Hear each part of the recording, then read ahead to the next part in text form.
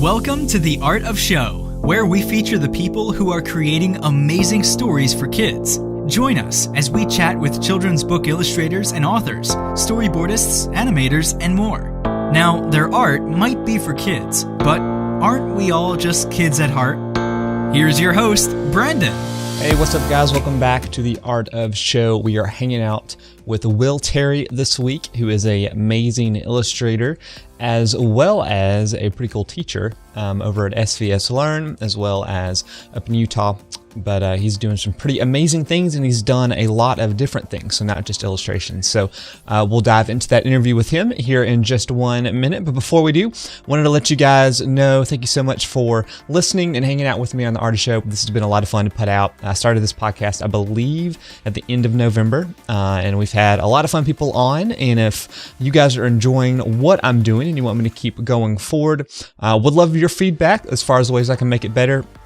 Feel free to shoot me an email, brandon@brandoncullum.com. Or if you really like what we're doing, the biggest way you can help the show is by leaving a rating and review over on iTunes. So just look for The Art of Show and leave a rating and review, and that would be awesome. Also want to let you guys know that I have a book coming out, self-published book coming out next Wednesday. If you guys are listening to this live when this comes out, so this is before mid-February, but it's coming out on the 15th, so the day after Valentine's Day. It's called Space is a Big Place. So you can check it out for free over at brandoncullum.com/space and let me know what you think before it comes out free on Amazon. All right, so let's dive into the interview with Will.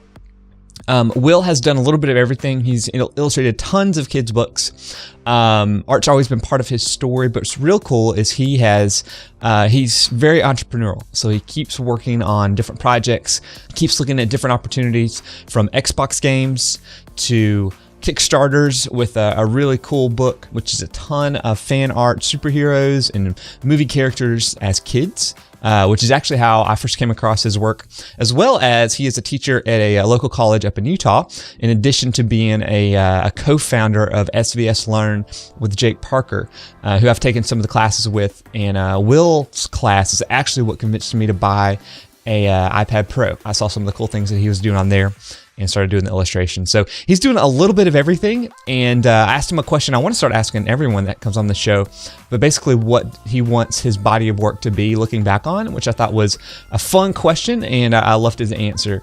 And so without further ado, let's dive into the interview with Will. Good stuff. Well, we want to welcome you guys back to The Art of Show. We're hanging out with incredible illustrator and teacher extraordinaire, Will Terry. Will, thanks for hanging out with us and chatting with us today. Hey. Thanks for having me. I'm excited. So calling in from Utah, and you've been in the illustration world.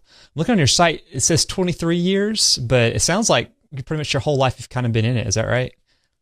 Yeah, I mean, I didn't know. I had no idea that I was going to do this as a career. I think a lot of artists kind of that do it as a career kind of are guardedly optimistic, in junior high and high school, because we're constantly bombarded with, you'll never make it as an artist, you'll starve as an artist. And so I never really wanted to declare that because I didn't want to get laughed at. Yeah. So, but yeah, I mean, I've been drawing my whole life. But I was never the best in my class either. And there were always people better than me. And I kind of attribute that to my success because I always had people to try to beat.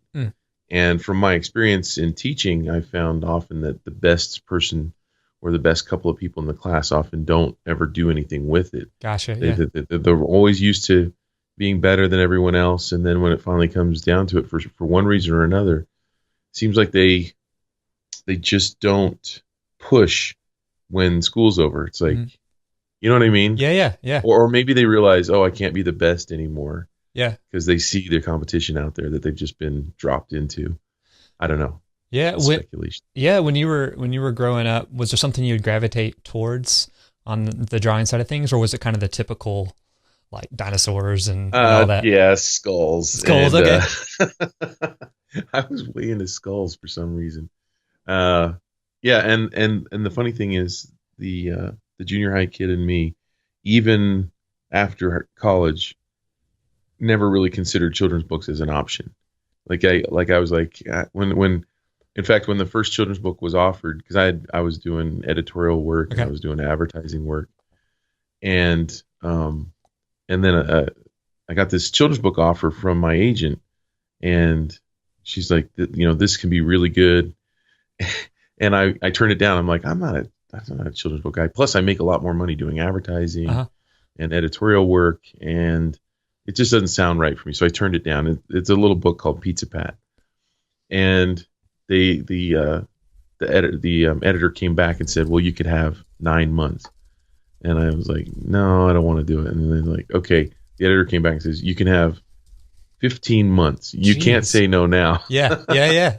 And my agent was like, well, these books can really pay out well. And when someone who stands to make some money, regardless of just a phone call, is telling you you're going to make a lot of money with this, you're skeptical. Yeah. So okay, well, they're going to give me all this time. I could work it in. So I did it. Well, the ironic thing is that book, out of the 30 books plus that I've done, has sold the most. Oh, wow. Yeah. The very first one.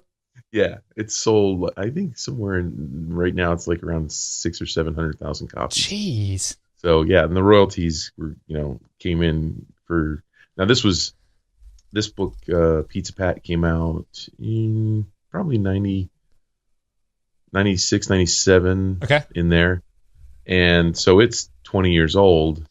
But for the first decade, I was getting regular, really nice royalty checks off of it. So that was fun. And then I was like, oh, is there any more books? Yeah. Can we do more like this? Yeah. Now, you mentioned you went to school for art. Is that right? Or for illustration? Yeah. That's and right. I was reading your journey through school is kind of roundabout a little bit. Is that right? Yeah. I mean, I was, I thought I was in the middle of the pack when I was a sophomore, and we had this portfolio review to get into the BFA program starting your junior year. And so we all had to submit portfolios. I was like, I got this. Yeah. And it was, I think there was about 40 or 50 of us that applied, and they could only take 20. And so I guess I was in the middle, but I didn't think about the 30 people that didn't make it. I only cared about myself. Right.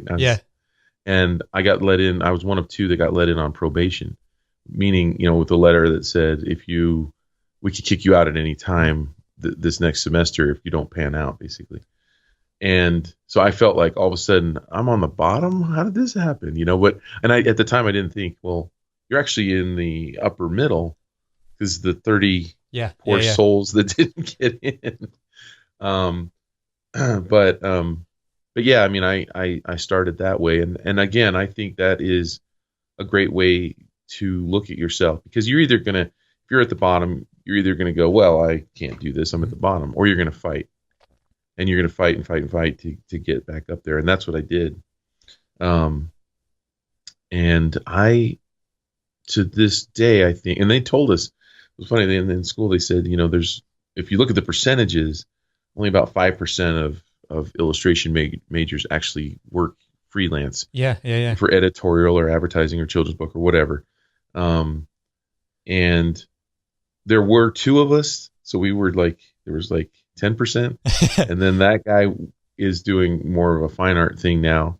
So really, I'm the only one from my class who's doing freelance illustration still. There were a few others that were trying for a while, but then they kind of dropped out of it too. So, yeah. What makes you keep fighting versus kind of giving up on it? Well, probably two things. One, I really, at that point when I left school and started to work as an illustrator and started to show my portfolio around and get work, I couldn't see myself doing anything else. Mm-hmm. There was nothing else I wanted to do. And I had already, right out of high school, I had been a carpenter's helper for about 18 months. Okay. And we did all the worst jobs there are. And being the grunt on the team, I got to do the absolute worst. Yeah. On a construction site.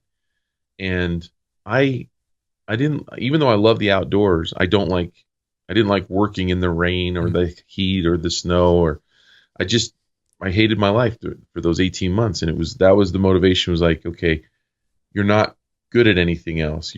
I was horrible in academic subjects. I didn't do good in English, math, science. There really wasn't any other option. I had to make it. And the second reason is that there's something that feeds my soul when I make art. It's something that I have to get out. Yeah. And I think a lot of artists feel that, that just desire that hits you to create from time to time. And when I was in high school, it would, there'd be a Saturday that would come along, and I just I want to just make something today. I just had this desire to make something. I remember thinking, this is really weird. I have this really weird feeling like I have to make something. Yeah, almost like Close Encounters, where do you know what I'm talking about? Where he's like making that mountain out of mud in his living room, and he's just drawn to make it. And I'm like, that's kind of how I was growing up, and still to this day, I get to do a lot of different things, but the personal project or the personal drawing or painting is something that's still, I'm constantly thinking about, what do I want to make next?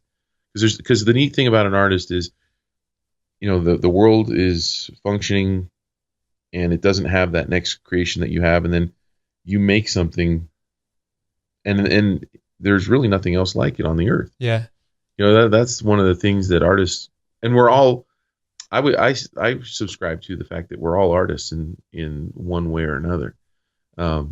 Just from the casual server at a restaurant who chooses to, robotically take an order, or to bring their art and, hey, how you guys doing today? Oh, it looks like you guys are playing golf today or something, huh?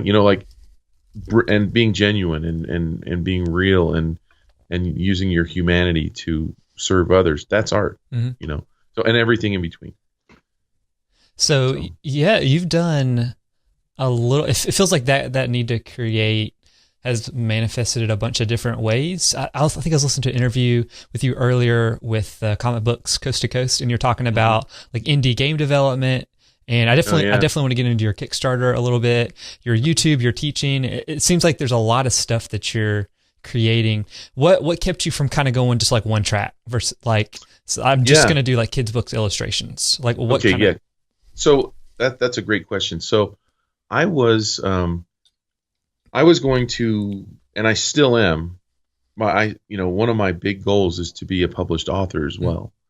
And so so we were living in California, and then my wife got an autoimmune disease, and we wanted to move back here closer to family. And she's fine, but it's changed our lives a little bit. She was teaching school, now she can't. Okay. So our income was getting cut. That was part of it. And I knew that I needed to make up for her income, because when you're double income, you kind of start to rely on it, because you're typical. That's what most people do, right? Yeah. We were typical. Instead of just saying, well, something might happen to one of us, we'll just live on one salary. We really needed it. So I was kind of scrambling when we moved back in 2007. I thought, well, what I really need to do is start writing and illustrating so that I can make double the money. Basically, for those who are listening, if you're the illustrator, you make about 5% royalties on children's books, and if you're the author, you make about 5%. But if you're the author illustrator, they pay you 10%, and that's on top of your advance they give you. And so I was thinking, well, that would be a way to double my income, is to start getting books published. But the problem with that is you can't just snap your fingers and start having books published. Yeah. So I was in a writers group, and we were doing really well. And the one thing I really learned from that writers group is I have got, and I counted it up one day, an estimated 60 to 70,000 hours illustrating. I probably have 100 hours writing. Yeah. Maybe 200 or 300 hours, but probably, over the years, because I've written a lot of little books and played around with them, but and almost sold one to Scholastic. But what I realized from the critique group is I have to put in a ton of time and treat writing just like I treat the visual art.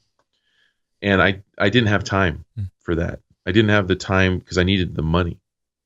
So, and that's one of the sad things about artists is, we're constantly trying to balance, the actual day-to-day living, the gathering of resources to be able to do the thing that you want to do. And relying on money from your art is dangerous in that it can change your art, right? You make compromises and you make decisions based on money instead of, what's right for the project.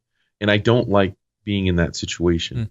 I did that for the first half of my career with editorial and advertising, and I finally grew sick of it, and that's why I ended up in children's books, because it's more liberating, it's more freeing, and I just love working on that.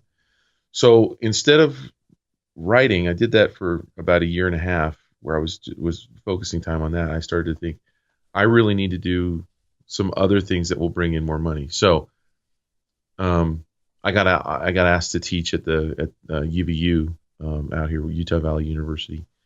And I was doing that, and then long story short, I ended up making tutorials for my website because a student had asked and had said, you're making these speed paintings. Can you make some tutorials where you actually talk about what you're doing so I can learn from it? And I'd pay money for it. And so I asked my brother-in-law, who's a programmer. We threw some up on the site. I started advertising them just on my social media, and they took off. Uh-huh. And it was like a great extra income. When was this? That was in 2010. Okay, gotcha. The end of 9 or 10, somewhere in there.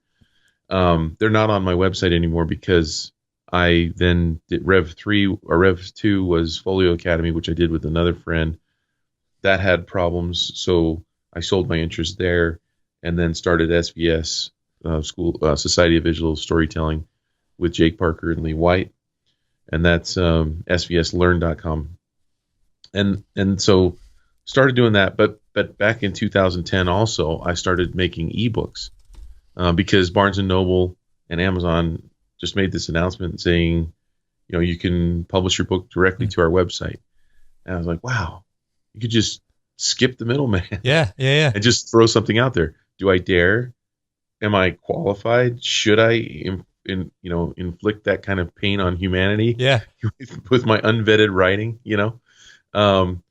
but I thought, why not? I'm more of a why not guy. Okay. If people are like, let's jump into that icy pond, I'm probably one of the guys that's going to try it. Yeah.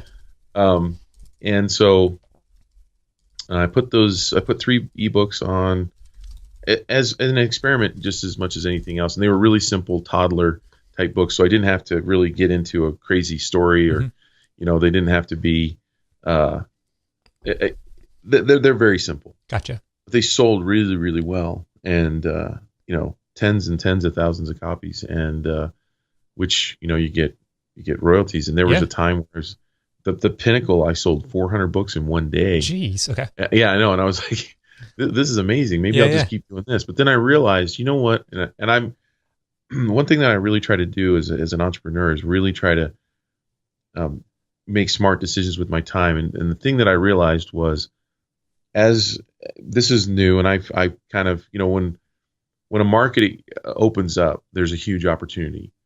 But things don't stay the same. Mm-hmm. They rarely stay the same. Things are constantly opening and closing and changing.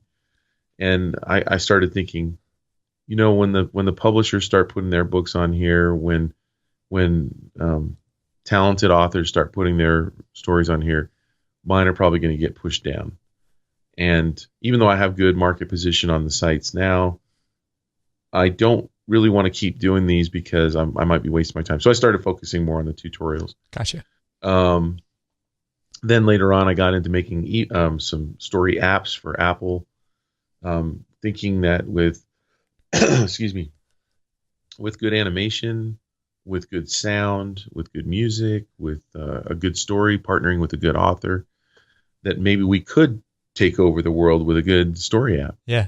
And we did Gary's Place and Gary's Worms, and those were both written by Rick Walton, who recently passed away. A really good friend of mine, and a very prolific author. He's got a lot of titles, close to 100 published books out there, well known in the industry.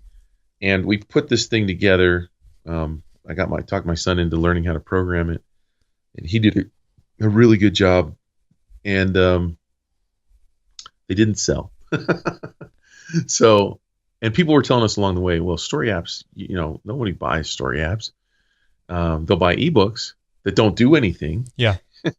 But if you put a lot of time and love and care and effort into a story app, no one will buy it. Well, I didn't buy that. I thought, no, they'll buy this one because we're going to do it right.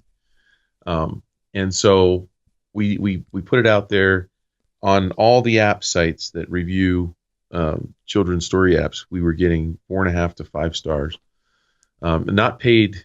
They weren't paid reviews or Right. anything. And then Kirkus, the big Kirkus reviewer, reviewed it, and they don't review most apps. In fact, you can submit apps, but they choose which ones they're going to review. And they reviewed ours and gave us a starred review, which is the highest you can get. And so I thought, well, now, we're validated. We got a starred, and I have never gotten a starred review on any of my other books. Just to put it in perspective, my publisher books through Scholastic, Simon Schuster, Random House, HarperCollins, I've never gotten a starred review, but this story app did, and our sales were like, we were selling it for $3, and our sales were like 2 one day, and then 3 the next, and then 1, and then 5, and then 4.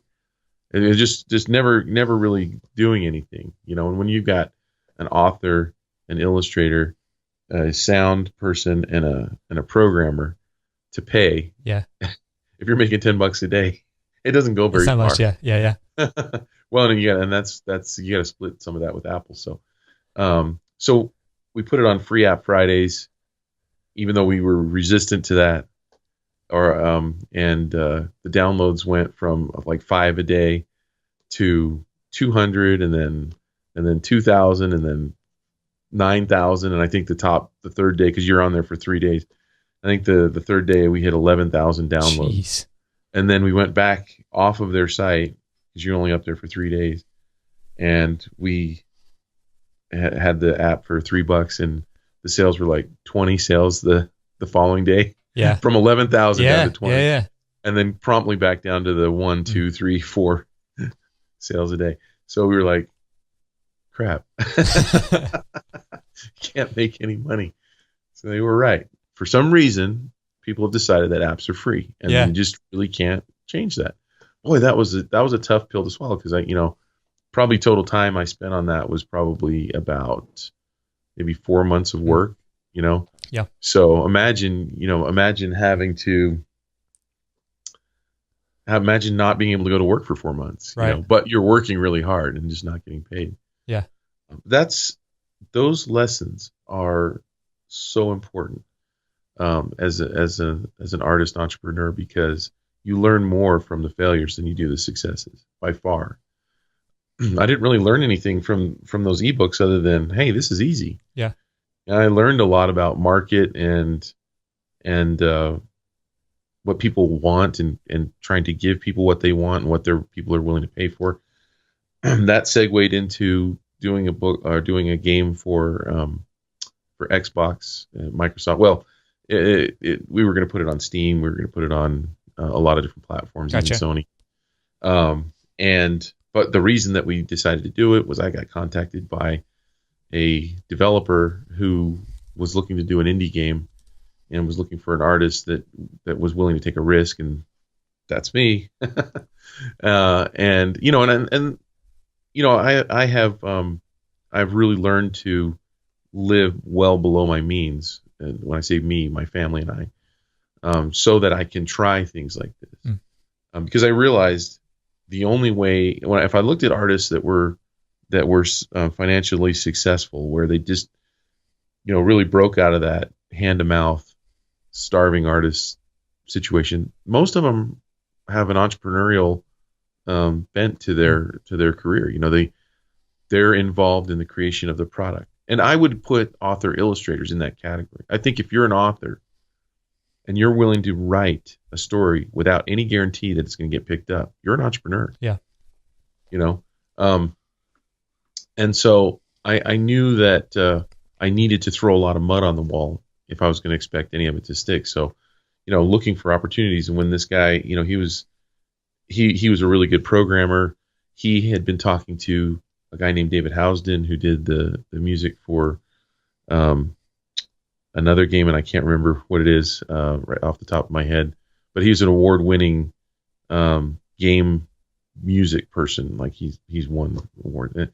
Anyway, he did. It was Thomas Was Alone. Okay, was the game that he did the music for, and so we were able to get him involved. which was really cool because having good music in a game is really important. Yeah. Anyway, we assembled this team.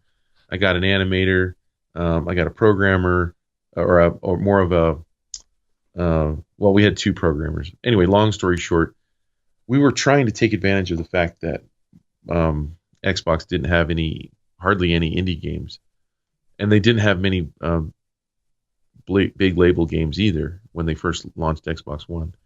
So we saw this vacuum, and we were like, "Oh, we gotta get this game out there and take advantage of this market that's emerging," you know. And it just enough things happened that kind of slowed us down, and we realized that we had bit off too much more than we could chew with that game. I think it turned out great, and for a while we had a lot of it online where you could see levels being played and stuff. We had a lot of good game mechanics. It's just that none of us in the team, because we were, you know, the main developer, he has a full-time job. He's a manager for a bunch of programmers. He himself is a really good programmer. But because we hadn't done it before, we didn't know what we were attempting to do. The lesson there was know what you're trying to do. Yeah. I don't know if we could have. It was still a great experience. And you know, he's still working on it right now to try to get it out. But I think we missed the window of opportunity as far as, like, you know, putting something out there when there's nothing to buy and everybody being hungry to buy. But yeah, you learn. Yeah. So, tell me a little bit about Kickstarter, because at least from what I'm seeing on the page, that seems like it was a little bit more successful than some of these other projects with Little and that project. Like how did that come about? Yeah. So, you know, I had been, people were, you know, telling me you should do fan art, and I didn't want to do fan art because I felt like, why do I want to draw someone else's characters? Yeah. You know, there's someone else's. And, it has become this huge thing in the artists community to pay homage to the IPs that you just love, you know. And you know, and I appreciated other people's fan art, but I just didn't have any desire to do it on my own. And then my business partner on SVS, Jake Parker, was like, well, the thing is, you're not understanding that the opportunity is that you can use fan art to attract people to your other work. Yeah. So because they have this connection to an IP, you have a connection to an IP. If you can do something that they really dig, then maybe they'll follow you back and see what else you're doing. Yeah. I was like, yeah, that makes sense.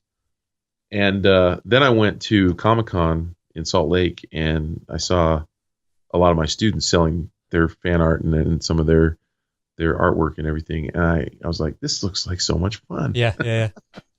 So I thought, you know what? I'm going to do a few of these pieces and just see if I like it. And man, on social media, you know, you get tons of attention.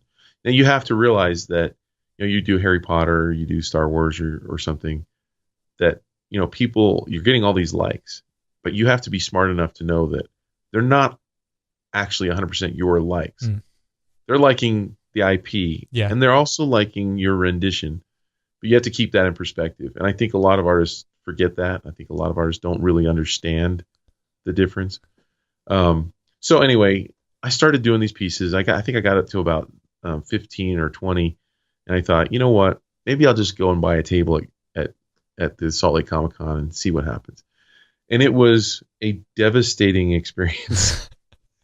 Even though, because it's a long story, but I had invested a lot of money. I don't do things halfway. I go all in. So where most people were doing color copies of their prints, I decided to offset print mine, because I'm like, if I'm going to do this, you know, the costs of offsetting, while it's a large sum of money, the price per unit is tiny compared to making color copies. Yeah. So I thought, okay, I'm going to gamble, and I'm an optimist. You know, I'm an eternal optimist. So I'm thinking, well, maybe I'll just do a bunch of shows. You know, not thinking, well, this could be a complete disaster.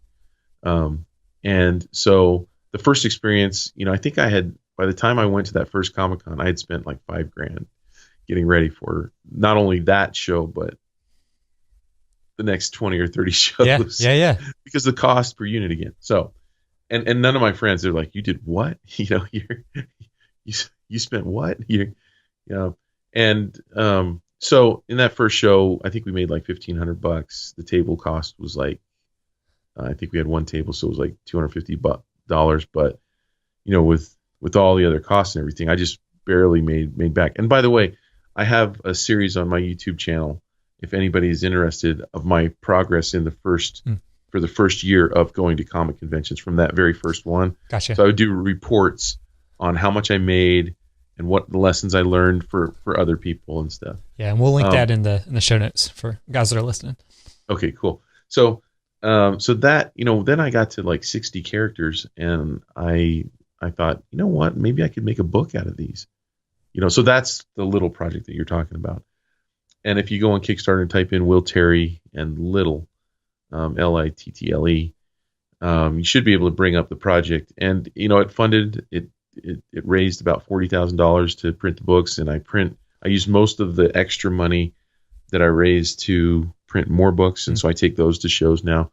And yeah, the book was extremely successful. And when we were in Salt Lake last year, we sold 140 books, and I've never sold anywhere near that at any book sign before. Now again, that's because it's fan art, and everybody that walks by can relate to some of the characters that are in the book. They already have an emotional connection.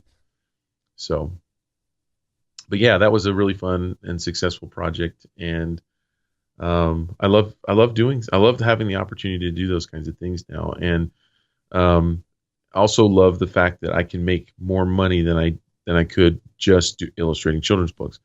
I think if I had sold my Scholastic book I think I wrote that back in 2006, you could be talking to a different person right now, or not talking to me at all, because maybe some of the other projects I have been working on wouldn't have attracted you to wanting to talk. I'd just be another author illustrator out there, happy as a lark, doing that. Yeah. And I could easily see myself being really happy doing that.